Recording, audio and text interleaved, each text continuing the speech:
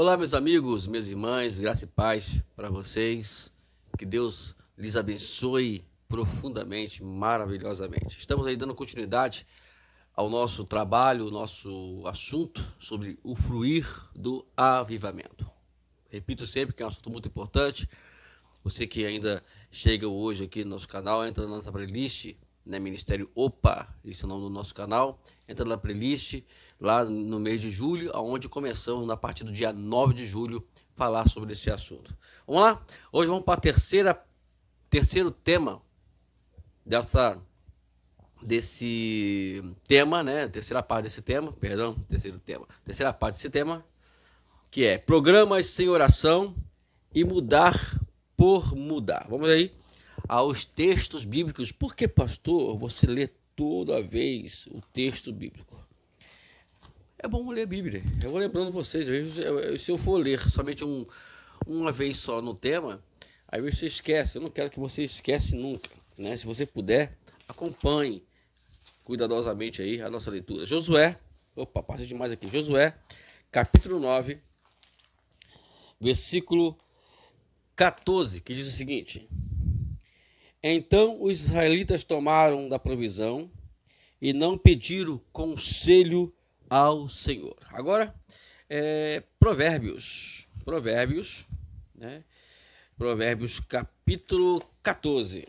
Provérbios capítulo 14, versículo 12, que diz assim: Há caminhos que ao homem parece direito, mas ao cabo dá em caminhos de morte. Agora vamos para Jeremias. Jeremias, capítulo 10. Jeremias, capítulo 10, e no versículo 23. Abra tua Bíblia aí, 10, 23. Jeremias diz assim: Eu sei, ó Senhor, que não cabe ao homem determinar o seu caminho, nem ao que caminha dirigir os seus passos. Agora, Tiago, capítulo 1. Abra tua Bíblia aí, Tiago, capítulo 1, versículo 5, que diz assim: Se, porém, algum de vós necessita de sabedoria, peça a Deus, que a todos dá liberalmente e nada lhes impropera, ser-lhe-á concedido. Então tá aí essas passagens bíblicas que, repito, nós lemos ela e todas as vezes. Nós estamos aí mais a parte 4 ainda desse tema, que a gente vai pregar ainda, e vamos continuar lendo essas passagens bíblicas. E eu fosse você, acompanhava toda vez comigo, tá bom? É muito bom a gente ler a Bíblia e nem que a gente repita, pelo menos no caso aqui, quatro vezes aqui. Já chegou uma vez aí que nós repetimos aí 13 mensagens sobre um tema só. E lemos as 13 mensagens, todos 13 dias, as mesmas passagens. É assim mesmo que se faz. Vamos lá? Ao observar as rápidas mudanças da igreja de hoje, é evidente que algumas são boas e não bíblicas. Ou melhor, que são boas e bíblicas, enquanto outras simplesmente não são. Devemos cuidadosamente avaliar todas as mudanças pelas doutrinas e princípios das Escrituras, não pelo que meramente é popular. Enquanto algumas aleguem sucesso de certas mudanças, a eficácia de qualquer mudança deve sempre ser testada por 7 perguntas que já vamos falar sobre elas. São 7 perguntas que vamos fazer aqui, que você precisa fazer a sua avaliação, o seu análise, né? Vamos responder elas com sinceridade. Mas antes disso, eu queria deixar claro algo para você aqui. Repetindo, princípios são princípios. Elas não podem ser revogados, não podem ser mudados, né? Então, se essa mudança ela tem contexto bíblico e se ela está dentro das doutrinas da Bíblia, dentro dos princípios da Bíblia, aleluia, parabéns, pode prosseguir. Se não tiver, meu irmão, é aquilo que nós falamos também ontem e ontem, né? Às vezes tem coisas que não cabe à igreja seguir repetir aquela mudança. E talvez cabe à igreja fazer esta mudança, mas ainda não é tempo de fazer esta mudança, tá ok? Todos têm que ser feitos bem da forma. É por isso que programas sem oração, né, não vai ter sucesso. mudar por mudar, também não vai ter sucesso.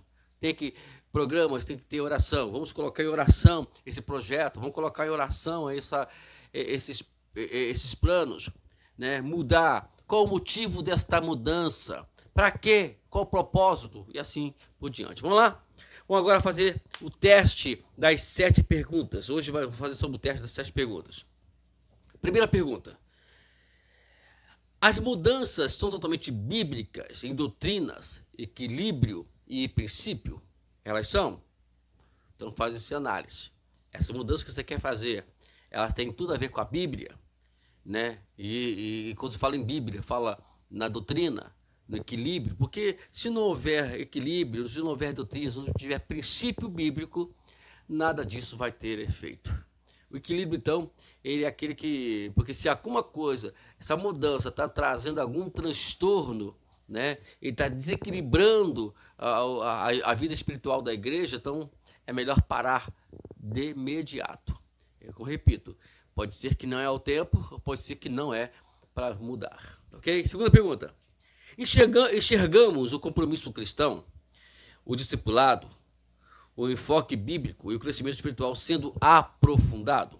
Como é que está trabalhando aí, amado, nesse compromisso seu como cristão? Como é que está indo o discipulado da sua igreja? Como é que está sendo os enfoques bíblicos? Como é que está sendo o ensinamento bíblico na sua igreja? E como é que está procedendo esse crescimento espiritual da sua igreja? Está vendo a profundidade? Então, se é isso, tudo bem. Aí tem que fazer essa análise. Terceira pergunta. As mudanças estão levando a igreja a um nível mais profundo de oração enfocada no reino, arrependimento, santidade de oração? Aí que está a questão, né? Essas mudanças estão fazendo com que a sua igreja ore mais, que a sua igreja, ela tem esse momento de arrependimento, as pessoas se arrependem dos seus atos ou dos mau atos. A igreja está vivendo santidão, a igreja está adorando verdadeiramente a Deus, não é adorando levantando a mão e cantando um cântico bonito, louvor, músicas bonitas, não, adoração, ela é independente de música. Então, vamos fazer essa análise também. Agora, a quarta, há significativamente mais pessoas sendo atingidas através da conversão verdadeira, evangelismo bíblico, enfoque em missões? Queridos, existe uma análise que a igreja precisa fazer. Como está sendo feitas as conversões na igreja? Elas são verdadeiras? Ou é só apenas uma forma de ir para frente na igreja? Porque tem pessoas que as pessoas vão para frente na igreja, mas ela não se converte verdadeiramente. Não houve ali um toque de Deus na vida daquelas pessoas. Elas foram por algum pedido, por alguma pessoa que a convidou, enfim. Mas não foi para isso, né? O evangelismo bíblico está tendo efeito, né? E a missão na igreja, como é que está aí, meu amado? Como é que estão as missões na igreja? Né? Nossas conversões produzem profundo arrependimento. Elas produzem profundo arrependimento. Elas produzem mudança do estilo de vida e compromisso com o serviço a Cristo. Então, se essas conversões não tá levando as pessoas ao arrependimento, se essas conversões não tá levando a pessoa a mudar seu estilo de vida, porque se não mudou o estilo de vida, então não tem conversão. E outra coisa, qual é o compromisso? Como é que está a pessoa compromissada com o serviço? Não é com a construção do templo, não. Não é com a lavagem de banheiro, lavagem de igreja, não. Com o serviço de Cristo. Tá bom? Fica aí a lembrança. Número 5. A igreja assemelha mais ao padrão neotestamentário, atingindo uma cultura diferente? Ela tem tudo a ver com a igreja do Novo Testamento? Tem a ver com aquela igreja primitiva que nós lemos em Atos dos Apóstolos, né? Então, é bom a gente fazer essa análise. Será que eu estou igualzinho a eles?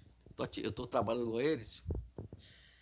Sexto, depois do desafiador período inicial de ajuste, a igreja se tornará mais forte no vínculo da paz e na unidade do amor. E aí? O que você acha?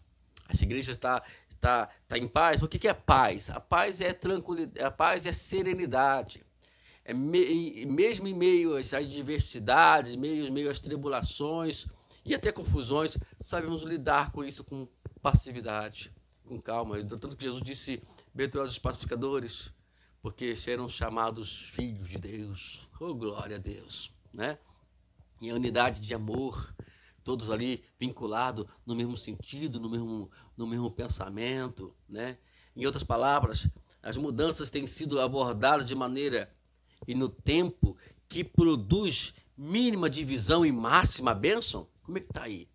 Está aumentando a divisão ou está aumentando a bênção? Porque é uma das coisas. Se aumentou as bênçãos de Deus, a divisão ela vai diminuir.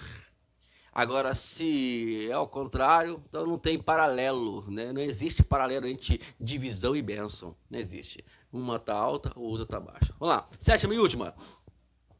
Essas mudanças fazem-nos mais ou menos como igreja no Testamento, em termos de doutrina e prática? Será que ela tem tudo a ver? Será que ela tem uma semelhança? Porque no capítulo 11, versículo 26, os discípulos foram chamados pela primeira vez de cristão. Por quê? Porque eles tinham uma semelhança de Cristo. Como é que alguém te chama hoje? Como é que alguém olha para você hoje? Então tá aí as 7 perguntas que devem ser analisadas e concluímos assim. Devemos ser muito cuidadosos com qualquer mudança que nos privem de compartilhar o conselho de Deus ou enfraquecer a mensagem. Todas as filosofias devem ser julgadas pelos claros ensinamentos e padrões da igreja do Novo Testamento e não pela última novidade popular. Olha, vamos fazer assim, não. Vamos voltar para isso aqui. Vamos nos focar aqui. O que a igreja hoje está precisando para que Deus derrame o avivamento sobre ela, ela se focar aqui. Esse aqui está a fonte do avivamento. Amanhã estaremos terminando esse tema importantíssimo sobre programas sem oração, mudar por mudar. Deus te abençoe. Até amanhã para mais uma mensagem profética para a sua vida, meu amado.